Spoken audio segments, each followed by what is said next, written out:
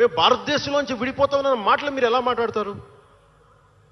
అంటే ప్రతి ఒక్కరికి కోపం వచ్చినప్పుడల్లా కట్ చేయడానికి భారతదేశం ఏదైనా కేక్ ముక్కంట మీ అందరికీ? కట్ చేయడానికి, భారతదేశ సమగ్రతని విధ్వంసం చేయడానికి ఒక్కడు ఉంటే నాలాంటి వాళ్ళు 10 కోట్ల మంది బయటకు వస్తారు. తస్మాత్ జాగ్రత్త.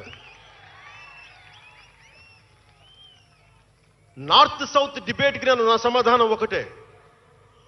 ఉత్తరాదిన ఉన్నది హిమాలయాల్లో, ఉత్తరాదినున్న హిమాలయాల్లో ఉంది పరమశివుని కైలాసం. దక్షిణాదిన ఆయన కుమారుడు కుమారస్వామి మురుగన్ నివాసం.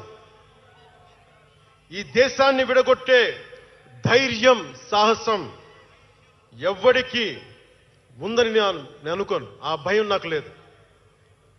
వారు ఎంచుకున్న ప్రదేశం ఈ భారతదేశం. అలాంటి దేశాన్ని విడగొట్టాలి అనుకుంటే ఒకసారి ఆలోచించి మాట్లాడండి.